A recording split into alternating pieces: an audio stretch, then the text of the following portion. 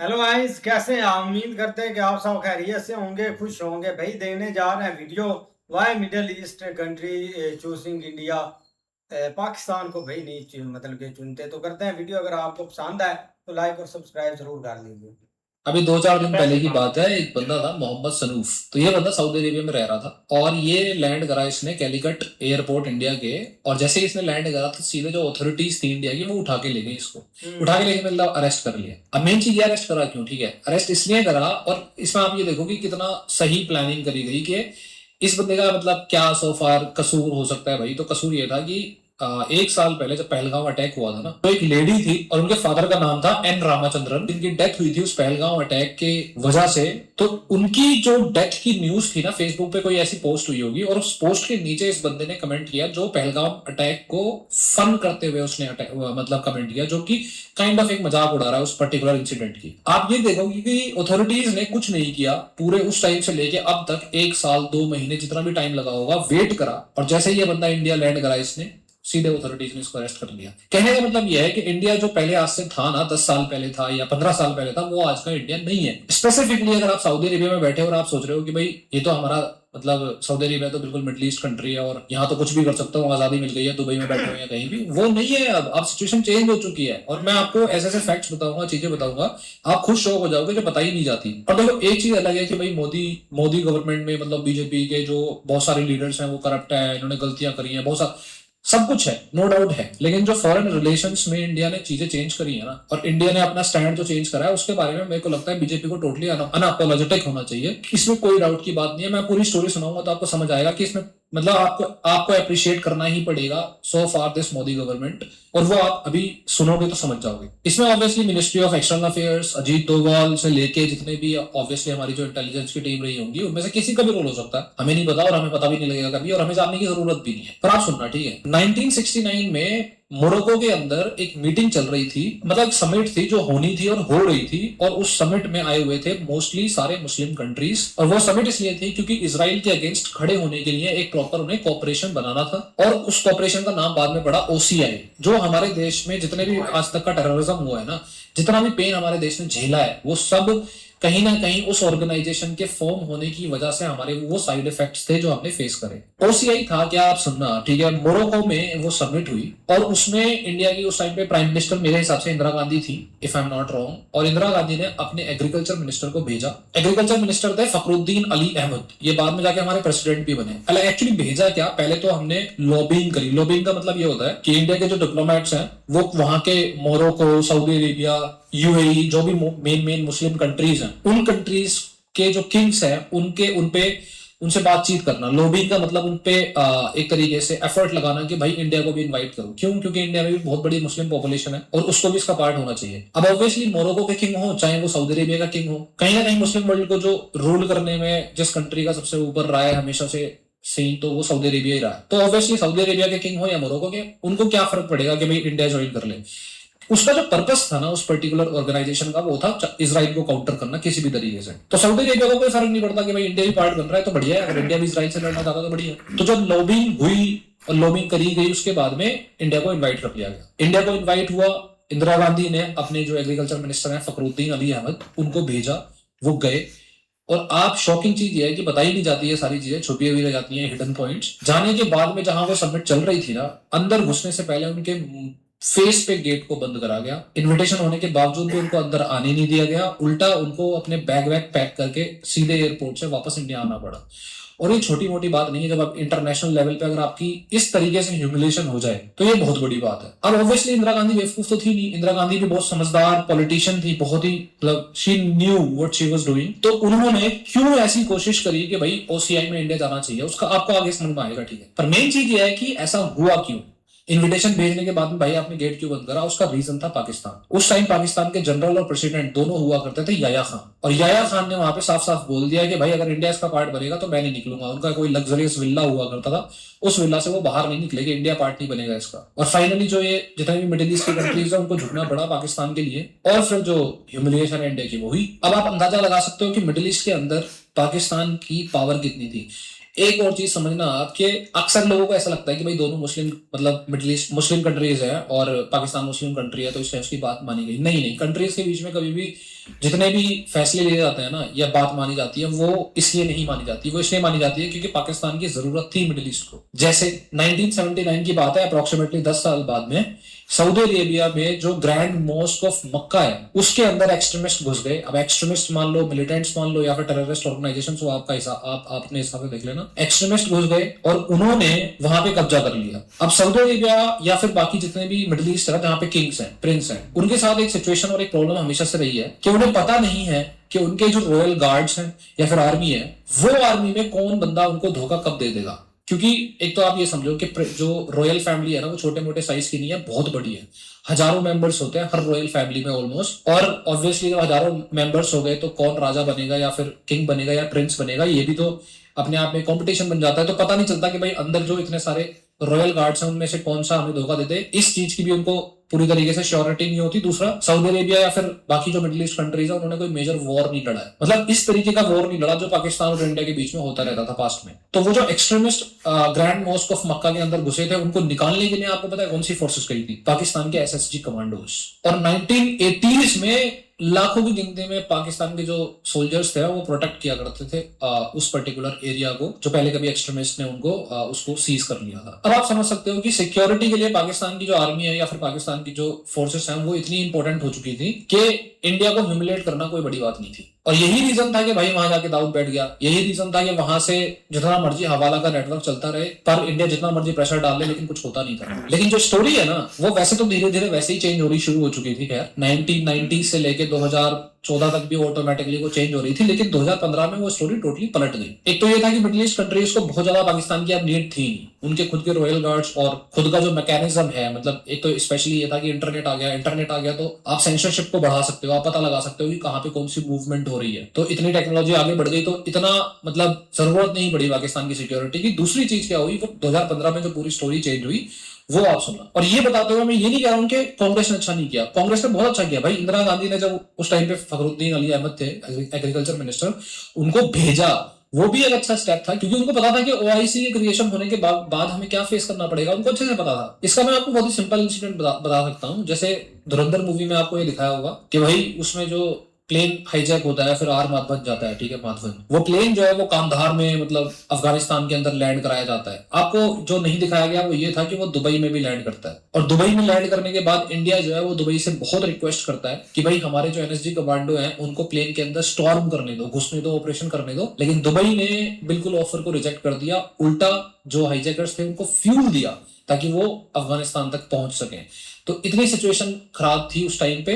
और ये क्यों हो रहा था वो एक एग्जांपल तो मैंने आपको सऊदी अरेबिया वाला दे दिया। दूसरा बहुत ही सिंपल एग्जांपल था कि ओआईसी का मेंबर था पाकिस्तान, और पाकिस्तान के जो वो काइंड ऑफ एक तरीके से पाकिस्तान की जो फोर्सेस है ना उनको रेंट करते थे मिडिल ईस्ट की कंट्रीज, और रेंट कर रहे हो तो भाई तुम्हें उनकी बात तो सुननी पड़ेगी। खैर 2015 तक ये तो हो चुका था कि भाई मिडिल ईस्ट की कंट्री को डायरेक्टली पाकिस्तान की सिक्योरिटी की बहुत ज्यादा जरूरत है नहीं, उन्होंने अपना इंफ्रास्ट्रक्चर क्रिएट कर लिया। पर ऐसा कोई रीजन नहीं था कि भाई वो लोग इंडिया के फेवर में बातचीत करें पाकिस्तान को छोड़ के, कोई ऐसा कोई बड़ा रीजन था नहीं। वो रीजंस कैसे शुरू हुए कि जब ये 2015 में मोदी गवर्नमेंट आई ना, तो इनका जो मेथोडोलॉजी थी, एक तो अजीत डोवल को एनएसए बनाना, वो अपने आप में एक स्ट्रेटेजी है कि आप एग्रेसिव खेलने जा रहे हो। इंडिया ने एक्चुअली एग्रेसिव खेलना शुरू किया। एग्रेसिव खेलने का मतलब यह है कि जब भी क्राइसिस आए ना, पास्ट में हिस्ट्री रह चुकी है कि दुनिया के सबसे जो बड़े बड़े एम्पायर्स क्रिएट हुए हैं या फिर बिजनेसमैन बने हैं ना, वो क्राइसिस के टाइम को भुनाने के बाद ही बने हैं। तो जिस टाइम पे क्राइसिस आए इन्होंने भुनाने शुरू करे उन चीजों को। अब मोदी गवर्नमेंट जब आई तो वो इस चीज का वेट कर रहे थे कि कब उनको अपॉर्चुनिटी मिलेगी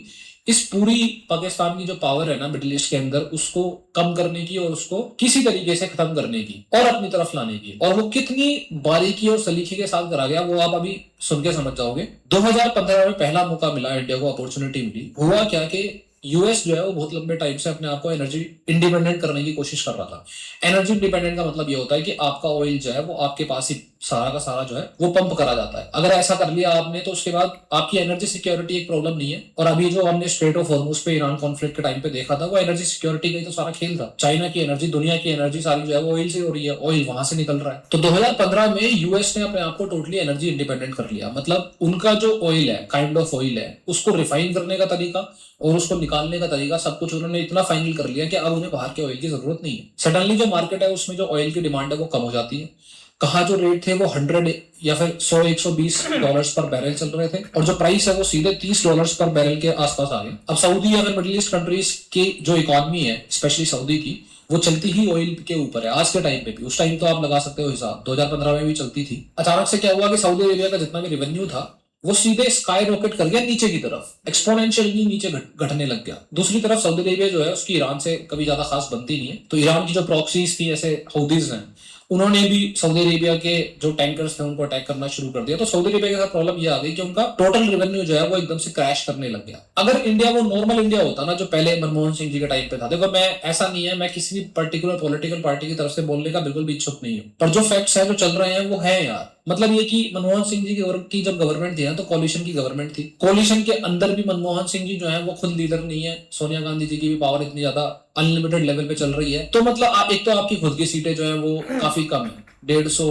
100, 120, 145 इतनी सीटें रहती थी। 2 बार जो गवर्नमेंट बनी, इतनी कोई खास सीटें नहीं आएंगी फुल मेजोरिटी मिल जाए। तो पहले तो आप अपनी गवर्नमेंट बचाने की सोचते हो, फिर कहाँ आपका इतना दुनिया से डील करने का या फिर अपनी फॉरेन मिनिस्ट्री को इतना स्ट्रॉन्ग करने का कि हम उसका एडवांटेज ले सकें, इतना सब कुछ करना।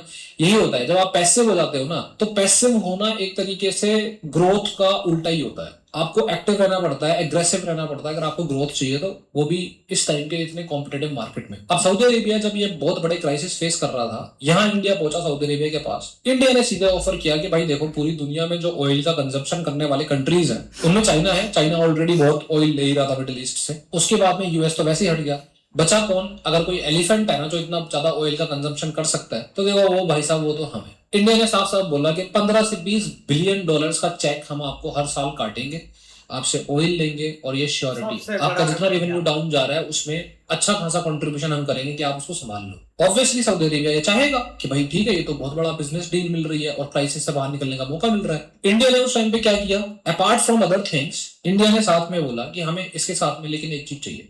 क्या?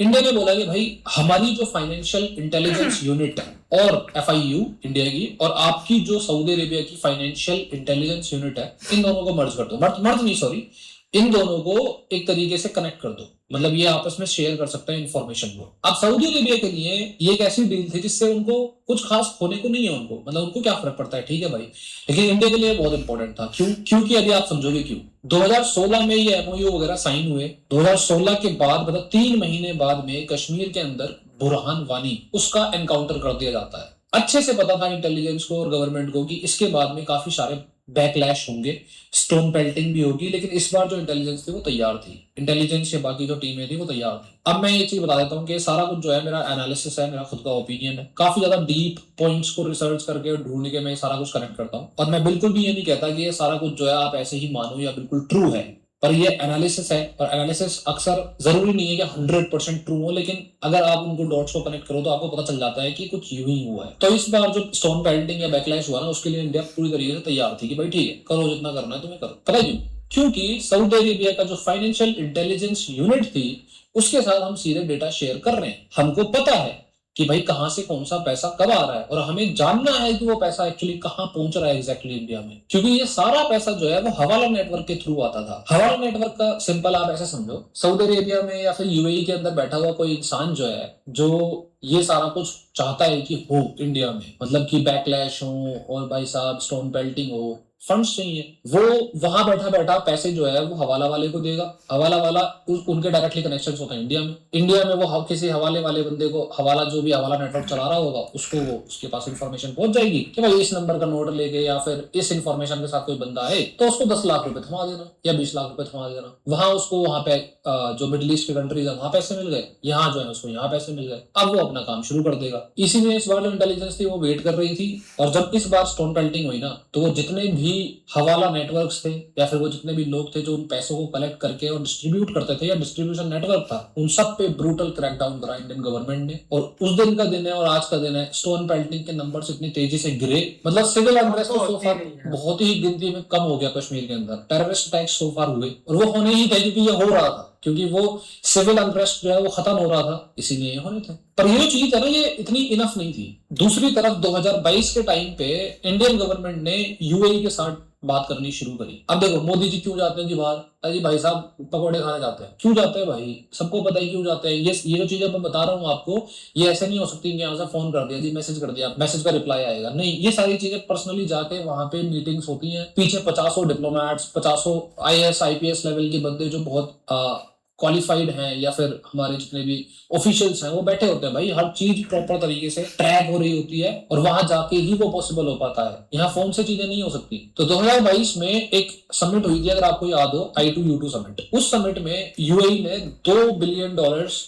एक तरीके से प्रॉमिस किए थे कि वो इंडिया में इन्वेस्ट करेंगे। पहली चीज तो $2 बिलियन कुछ भी नहीं होते अगर कंट्रीज आपस में डील कर रहे हो, स्पेशली इंडिया जितना बड़ा कंट्री है उस हिसाब से, मतलब यूएई इतना पैसे वाला है उस हिसाब से। दूसरी चीज, जो डील साइन हुई थी उसकी ब्यूटी देखना आप। यूएई के साथ एक बहुत बड़ी प्रॉब्लम है कि उसकी फूड सिक्योरिटी की प्रॉब्लम बहुत बड़ी है। एक्चुअली वो यूएई के साथ नहीं है, सिर्फ सारे मिडिल ईस्ट कंट्रीज के साथ है। और फूड सिक्योरिटी ना इंडिया के लिए इतनी बड़ी इशू नहीं है। मतलब अगर आप यूएई की पॉपुलेशन देखोगे तो सिर्फ अप्रोक्सीमेटली 1 करोड़ लोग रहते होंगे वहां पे, 1-2 करोड़ मैक्सिमम। इंडिया की पॉपुलेशन ही 150 करोड़ है। अब 150 करोड़ में से आप भाई साहब 1 या 2 करोड़ लोगों का खाना अगर आपको मेक श्योर करना है तो क्या ही बड़ी बात है, 150 करोड़ का मेक श्योर कर रहे हैं। तो वो $2 बिलियन की इन्वेस्टमेंट इसलिए दी कि भाई इंडिया में यूएई, ऐसा नहीं था कि भाई हमने वादा कर दिया कि हम तुम्हें फूड देंगे, नहीं, ये नहीं था।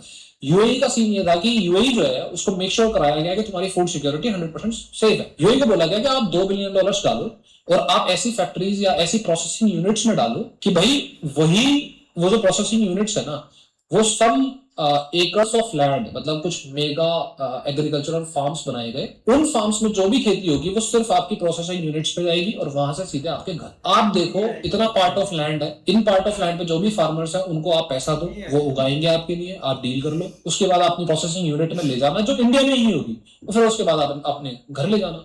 हम तो पूछ भी नहीं रहे बीच में, मतलब गवर्नमेंट इंटरफेयर ही नहीं कर रही। आप आराम से इसको फेयर प्रैक्टिस की तरह करो, आपकी फूड सिक्योरिटी 100% डन है। ये क्यों करा गया? पहली चीज तो ये है कि स्मार्ट मूव देखो कि पहले इसमें क्या ही पैसा खर्च हो रहा है भाई, इतना कुछ खास हमने कोई अपनी तरफ से तो कुछ खास डोनेशंस करी ही नहीं। हमारा तो पार्ट ऑफ लैंड है, फार्मर्स की कमाई बढ़िया हो गई। दूसरी चीज, जो यूएई है वो इंडिया के बहुत करीब है। अगर आप समुद्र से देखोगे तो आपको दिखेगा सी से बहुत करीब है, तो उनकी फूड सिक्योरिटी डन हो गई। हमारा फायदा क्या हुआ वो मैं आपको अभी आगे बताऊंगा, अभी थोड़ी और सुनना आप। सऊदी अरेबिया के साथ हमने फाइनेंशियल इंटेलिजेंस की MOU साइन करी। अब एक और चीज समझना कि बहुत सारी चीजें हुई थी, मैं सिर्फ वो चीजें बता रहा हूँ जो हमारी स्टोरी के लिए सही बैठ रही हैं। और भी चीजें होती है साथ में, वैसे सिर्फ 1-2 MOU साइन नहीं होते, और भी कुछ चीजें होती हैं। अब टाइम आया 2018 का, ये तो 2022 का बताया मैंने आपको यूएई का। 2018 का टाइम आया और इंडिया को एक्चुअली एक और अपॉर्चुनिटी की जरूरत थी, जो हम सऊदी अरेबिया के साथ हम और थोड़ी बातें, डील्स या कुछ चीजें कर सके।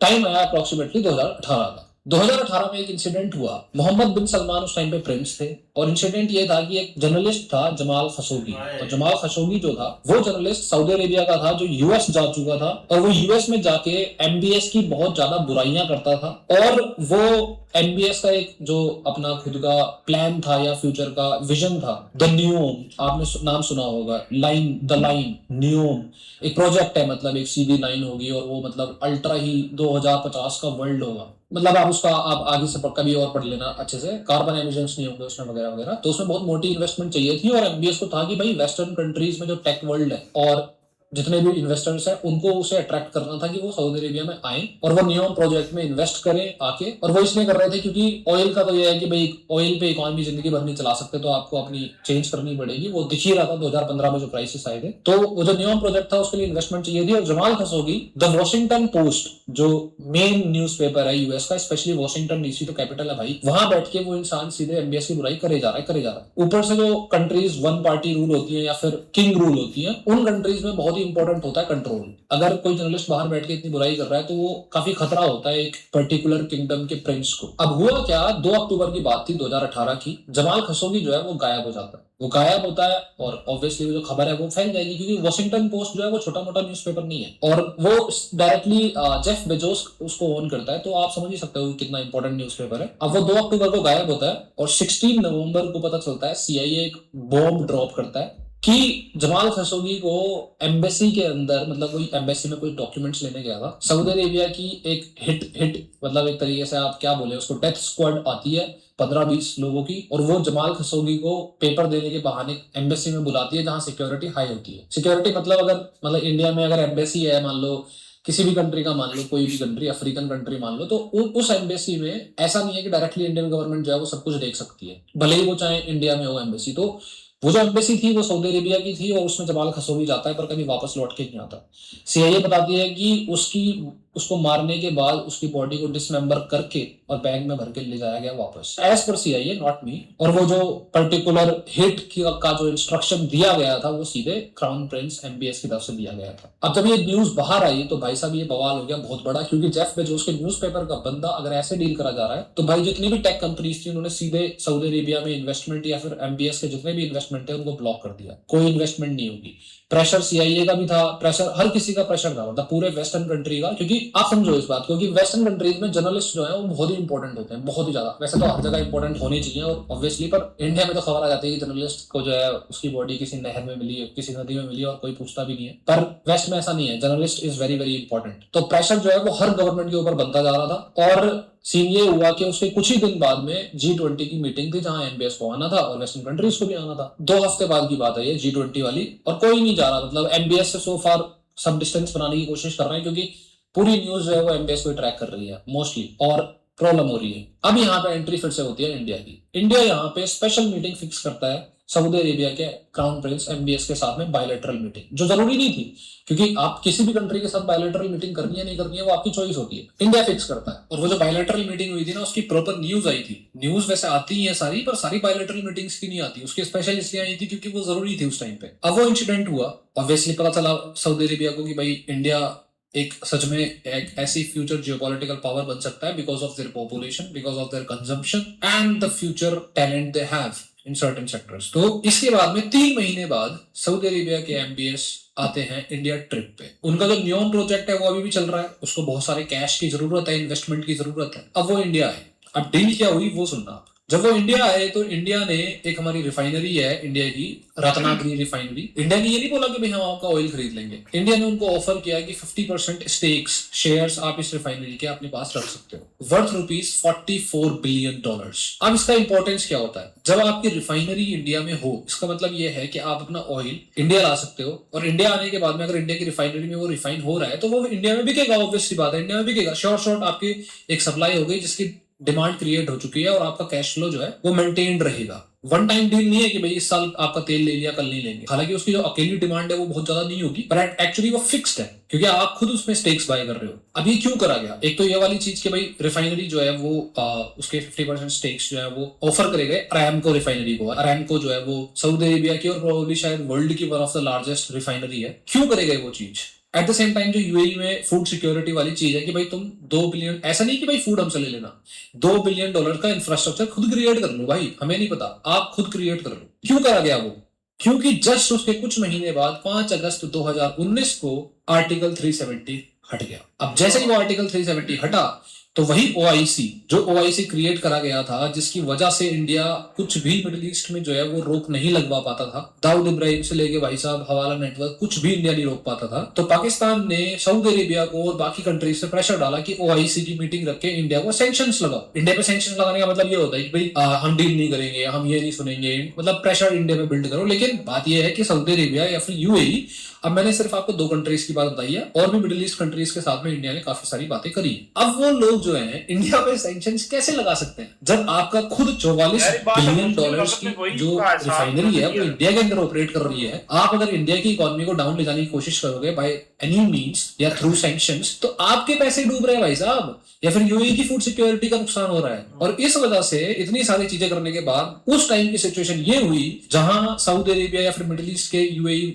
वगैरह कंट्रीज जो है वो इंडिया में जितने भी अटैक्स होते थे और इंडिया कहता था कि भाई ये हवाला नेटवर्क्स की वजह से हो रहा है या इलीगल मीन्स के थ्रू जो पैसा फ्लो होता है उसकी वजह से हो रहा है, तो मिडिल ईस्ट जो है वो आंखें बंद कर दिया करता था, मतलब दे टर्न्ड अ ब्लाइंड आई, वो नहीं देखते थे। अब ये टाइम था कि जब पाकिस्तान ने ओआईसी की मीटिंग बुलाने के लिए कहा तो सऊदी अरेबिया ने मना कर दिया, या फिर सऊदी अरेबिया जो है वो उसने वहां आंखें बंद कर ली। इनफैक्ट आगे फनी चीज ये है कि पाकिस्तान ने थ्रेटन करने की कोशिश करी कि भाई हम दूसरी ओआईसी बना लेंगे और कंट्रीज के साथ में बना लेंगे जो मुस्लिम कंट्रीज हैं। सऊदी अरेबिया ने सीधे क्या किया कि भाई लाओ एक काम करो, $1 बिलियन तुम्हें लोन दे रखा है, पैसे वापस करो अभी के अर्जेंट। पैसे कहां से पाकिस्तान दे? मोस्टली वो जो चाइना के थ्रू पैसा आता था उसके थ्रू पेमेंट होती थी। फिर उसके बाद में सऊदी अरेबिया ने कुछ और डील्स कर रखी थी $3-4 बिलियन की, वो कैंसिल कर दी। कैंसिल नहीं मतलब टोटली उनको उस टाइम पे होल्ड कर दिया, रोक दिया। उस टाइम पे पाकिस्तान के जनरल हुआ करते थे, वो गए सऊदी अरेबिया, पर सऊदी अरेबिया के जो प्रिंस है MBS वो मिले नहीं उनसे, उल्टा उन्होंने डेप्यूटी फॉरेन मिनिस्टर को बोल दिया कि इनसे मिल लो। तो एक तो वो दिन था जब हमारे जो एग्रीकल्चर मिनिस्टर हैं उनके मुंह पे गेट बंद करा गया था, उनके इन्विटेशन को कैंसिल करा गया था जाने के बाद। और एक ये दिन है जहाँ पे पाकिस्तान की रिक्वेस्ट को टोटली रिजेक्ट कर दिया जाता है, और middle east is not any more the power house, और व्हाट शुड आई से कि भाई वो एक पोजीशन नहीं है जहां से पाकिस्तान को अब सपोर्ट मिलता है। In fact India gets better and more support. In fact आपने वो वीडियोस भी देखी होंगी जब 2019 में साफ साफ सऊदी ने और यूएई ने बोल दिया इट इज मतलब ये इंडिया का इंटरनल मैटर है भाई, जब इंडिया ने आर्टिकल 370 रिवोक किया। ये मैं इसलिए बता रहा हूँ क्योंकि ये सब हुआ है भाई। अगर आपकी गवर्नमेंट पैसिव होकर बैठी हुई है, सिर्फ ये वेट कर रही है कि उनकी सरकार ना गिरे, तो काम नहीं होता है। एग्रेसिवली काम करना पड़ता है, और जो जिस चीज को इन्होंने अच्छा किया है मोदी गवर्नमेंट ने, उसके लिए अनअपोलोजेटिक होना चाहिए। जो नहीं किया ऑब्वियसली नहीं किया, उसको क्रिटिसाइज करो, सही है, ठीक है, बढ़िया है। Hopefully you enjoyed the video. That's it. ऐसे ही है यार, बहुत कमाल की वीडियो थी। लेकिन भाई देखा जाए ना, ये एक रियलिटी है पीछे। जो भी मिडल ईस्ट या ये कंट्री एक प्रेफर करती थी ना पाकिस्तान को, उसके पीछे बहुत सारे रीजन होते थे। क्योंकि भाई स्कोट इन्होंने लेनी होती थी, जाहिर सी बात है। तब वो इतना मतलब कि अपने आप को नहीं रिकवर कर सके, तो इन्होंने बोला चलो ये तो इधर है, भाड़ू के फौजी इनको मतलब के बुलवा लेते हैं, और आपने सिक्योरिटी मैनेज करके आपने 20-20 शादियां करते हैं ना। उन्होंने सुकून से ये लाइफ गुजारनी थी। लेकिन देखा जाए ना तो भाई अभी भी एक डार्क रियलिटी है। जो हमारे इधर लोग रहते हैं ना, वो अभी भी उस माइंड सेट से जी रहे हैं कि सऊदी अरेबिया है, मुसलमान कंट्री है, और वो हमारा एक साथ दे रही है, हमें ये सब कुछ दे रही है। वो एक मुस्लिम माइंड सेट है, और इनके भाई दिमाग में कुछ आते ही चीज नहीं है। कोई कुछ बुरा भला हो, सऊदी अरेबिया को बोल दो, दुबई को बोल दो, तो ये चीज ना काफी एक हद तक मुझे लगता है कि अब खत्म हो चुकी है। दुबई और सऊदी अरेबिया, हाँ ताकि कतर भी अब भाई पहले होता था हमारा, अभी की उन्होंने मतलब कि 2015 तक हमारा जो वीजा है ना, हम कतर में जा सकते थे। उनके पार्लियामेंट के आगे, हाँ उनके पार्लियामेंट के आगे हमारा एक फ्लैग लगा होता था, एक दोस्ती की अलामत होती थी। लेकिन आज वो टाइम है, उन्होंने फ्लैग भी उतार दिया, और उन्होंने उधर इंटर भी नहीं होने देते पाकिस्तान को। एक हार्ड रिक्वायरमेंट है वीजे की, हार्ड रिक्वायरमेंट है, जो एक नॉर्मल बंदा अफोर्ड ही नहीं कर पाता। तो भाई इंडिया ने ये चीज सही है, इसमें कोई शक नहीं है। लेकिन उन्होंने भाई माइंड सेट भी अपना बदला है कि हमने एक ये नहीं कि बदले की आग में रहना। उन्होंने भाई अपना माइंड सेट एक तेज किया, पैसा लगाया, इनको अपनी तरफ खींचा। अब वो दिन है कि भाई इंडिया मिडिल ईस्ट में एक गढ़ अपना बनाकर बैठा हुआ है, इसमें कोई शक नहीं है। अभी लास्ट कल परसों की मिसाल है भाई, आपने पाकिस्तानी बॉक्सर देखा है जिसको वीजा इन्होंने नहीं दिया दुबई में हाँ। वो मतलब के 4-15 दिन कंट्रोवर्सी रही है। इंडिया और पाकिस्तान के जो बॉक्सर है ना, इनकी उधर फाइट थी दुबई में, चैलेंज हुए थे, सब कुछ है। लेकिन इंडिया का बॉक्सर आ गया, जो पाकिस्तान का बॉक्सर है उन्होंने वीजे रिजेक्ट कर दिया। और कितने पाकिस्तान को उधर से भाई वो निकाल रहे हैं। अभी का टाइम है, दुबई वीजा दे ही नहीं रहा पाकिस्तान को। आपके पास बैंक बैलेंस है 40-50 लाख, आप अप्लाई करें, एक उनको मतलब के एक प्रूफ दे कि हम वापस भी आएंगे, जो भी अपना टाइम है वो उधर गुजारेंगे, तब वो जाकर वीजा देते हैं। बहुत मतलब के हालात मुश्किल कर दिए हैं। लेकिन अभी पाकिस्तान की बात करें तो भाई ये उस जगह ही अभी तक भी खड़ा है, कोई चेंजिंग नहीं है, कोई कुछ भी नहीं है कि कंट्रियों के साथ आगे चलना कैसे, भाई पहले से बुरा हाल हो गया, उस जगह पे कहाँ पे खड़ा है, उससे भी बदतर हाल हो गया। पहले तो सऊदी अरब भी ये मिडिल ईस्ट बात सुनते थे, अब तो उन्होंने भाई सब चीजें ठुकरा दी, वो बात नहीं सुनते। वो तो ये नहीं समझ लगती कि सऊदी अरेबिया को धमकी दे रहे थे हाँ। कि अगर आप ओआईसी में नहीं आते तो हम अपनी अलहदा बना लेंगे। मतलब कि सऊदी अरेबिया जिसने एक मोहर लगानी है सारी चीजों पर, या एक समझ ले जो एक ये मिडिल ईस्ट यूनियन है ना, उसका सऊदी अरेबिया एक मेन है। दुबई और सऊदी अरेबिया यही पैसे लगाते हैं, सबके पास है। लेकिन ये भाई उन्होंने मेन रखे हुए हैं बंदे। बाकी भाई अब वो इंडिया को चूज करते हैं। उन्होंने ये सारे रोले खत्म कर दिए हैं, ये आर्टिकल कश्मीर, ये सब ये सारे मंदिर बना के दिया, मंदिर बना, दुबई में इतना बड़ा मंदिर बना है। बाकी भाई आप ये मेन बात देखें ना यार, आप ये देखें कि इंडिया ने किस तरीके से, सारी बात है पॉलिटिक्स जो होती है ना वो भाई चलती है। ये नहीं है कि सिर्फ पॉलिटिक्स जो है भाई यहाँ पे चलाई, अपने बंदों को मारा और लूटा, ये नहीं होती पॉलिटिक्स। पॉलिटिक्स वो होती है कि अगर अदर कंट्री के साथ जाके आप अपने तल्लुकात अच्छे करते हैं, अपनी कंट्री में भाई नई जॉब्स लाते हैं, नई कंपनीज लाते हैं, तब पता चलता है आपकी पॉलिटिक्स क्या कर रही है। इंडिया की देखा जाए ना तो मोदी साहब ने भाई जो दौरा करते हैं, बड़े बंदे हैं, मैंने देखा है वीडियोस इंस्टा पे देखी हैं, वो बड़ी बातें करते हैं जी ये हुकूमत के पैसे, ये अवाम के पैसे पे जा रहे हैं फिरने के लिए।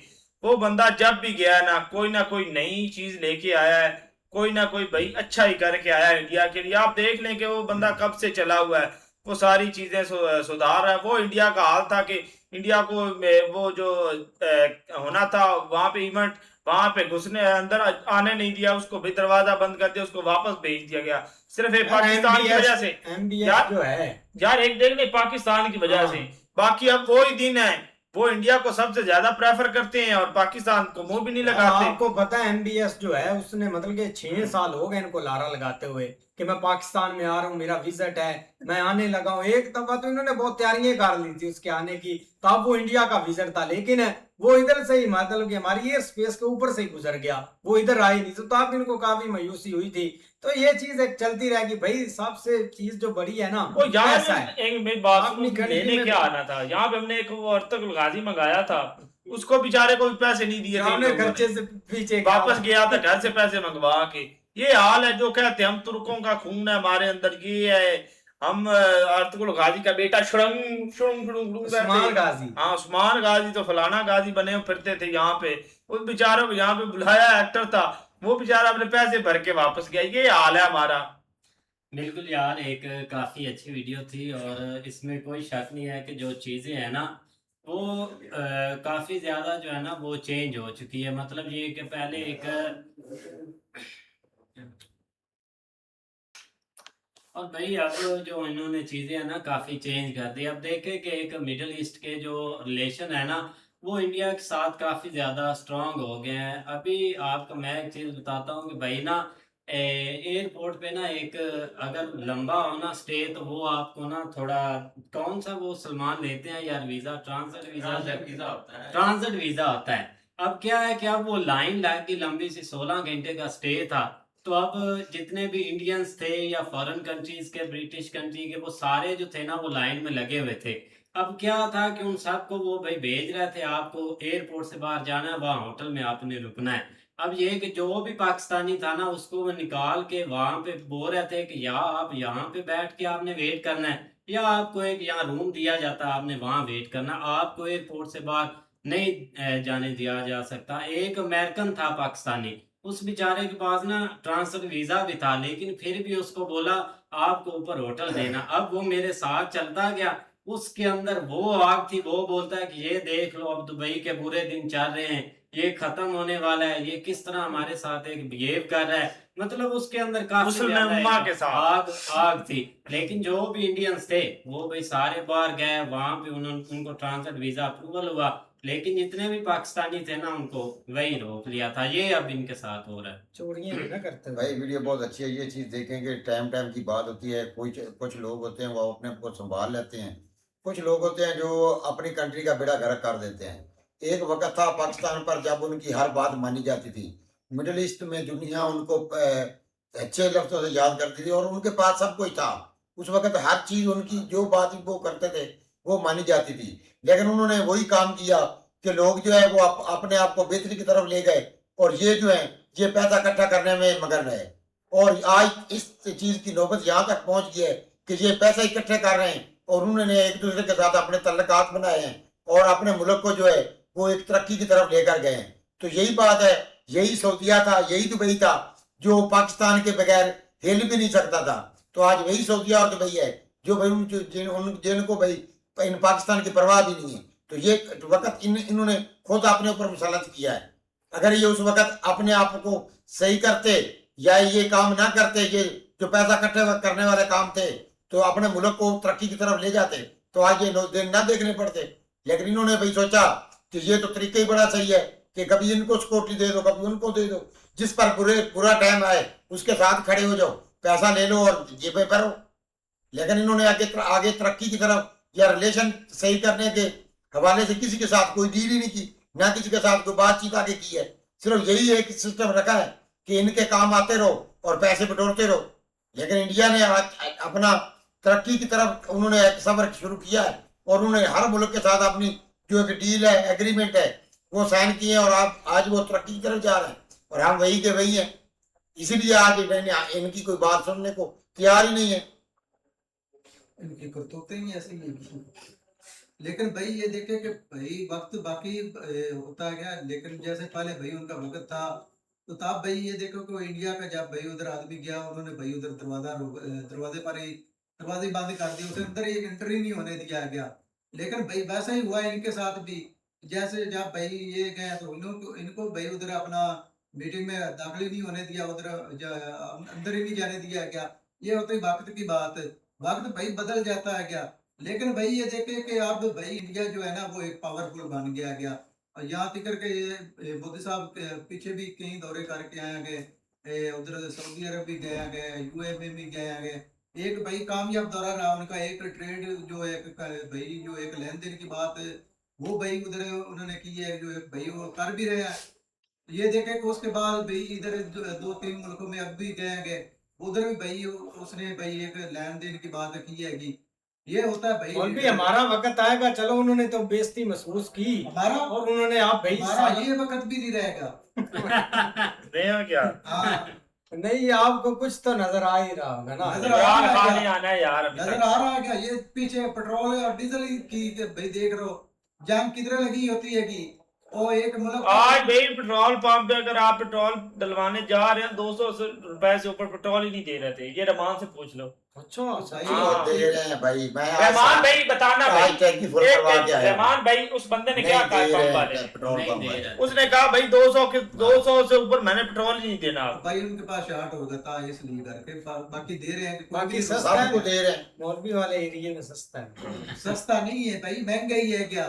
अच्छा पीछे ये देखे कि 2 हफ्ते में आवाम को कैसे बेवकूफ बनाया गया, 5 रुपए 10 रुपए सस्ता किया है, साथ ही भाई उन्होंने डीजल जो है 30-31 रुपए अपना बढ़ा दिया है क्या। भाई जान की लाती है, जंग लागी है ना, वो एक मुल्क है उसने बोला कि हम इसलिए जंग नहीं लड़ते, जंग हमारी होती है और महंगाई भाई पाकिस्तान में हो जाती है। ये ऐसी करतूत के मालिक तो ये है, हमारे लीडर हैंगे। वो किसने बोला? वो है कम से कम मौलविस्तान हाँ। नहीं,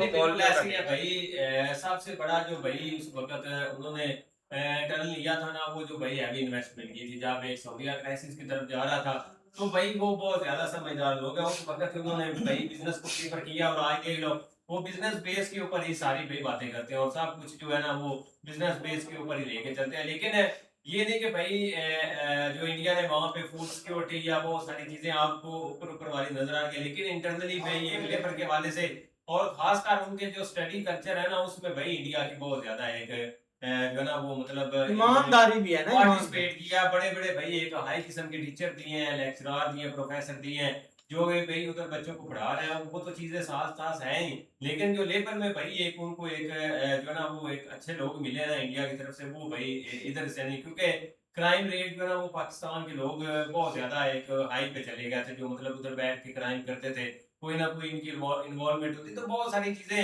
जब उन्होंने भाई एक जज की, उसके बाद उन्होंने फैसला किया कि हमें इस कंट्री की तरफ जो है ना वो भाई एक खुल के एक आना चाहिए, तो तब जाके वो आए। और साथ ही 370 वाला मामला हुआ, इन्होंने बहुत प्रेशराइज किया था, साथ ही उन्होंने भाई कह दिया कि नहीं नहीं ये भाई आपका इंटरनली मसला है, हमारा इसके साथ कोई तल्लुक नहीं। उसके बाद से सऊदी अरेबिया तो भाई या कतर या कोई भी एक मिडिल ईस्ट का कंट्री है ना, वो भाई अभी तक भी इंडिया को प्रीफर करता है किसी भी मामले में। तो पाकिस्तान बहुत बैक फुट, क्योंकि ये जाते थे हाँ मुझे साहब दे दो हमें 100-200 रुपए, मतलब कि 1 मिलियन 2 मिलियन लेके आ जाना, वो 6 महीने साल खाना फिर चले जाना। एक मतलब कहते थे हमें प्रोटोकॉल भी दो और साथ पैसे भी दो। फिर उनको एहसास हुआ कि यार ये पैसे भी हमसे चौधरी बन के लेने आते हैं, ये इनका अंदाजा जब से भाई ये इंटरनेट आया ना तब से वो पीछे हट गया है। ऐसे ही है इन्होंने क्योंकि पहले एक एक बाथरूम के हाँ। अगर वो बाथरूम में जाते हैं तो उधर भी सिक्योरिटी पाकिस्तान की होती थी, 3-4 फौजी खड़े होते थे। अगर आप उन्होंने कैमरे लगा दिया, अब उन्होंने फौजी को करना ही क्या है। तो ये एक चीज थी, रॉयल फैमिली की सिक्योरिटी अब खुद उनके गार्ड्स हैं, कैमरे हैं, हर चीज उन्होंने कंट्रोल की हुई है। तो आप वो पीछे हट गए।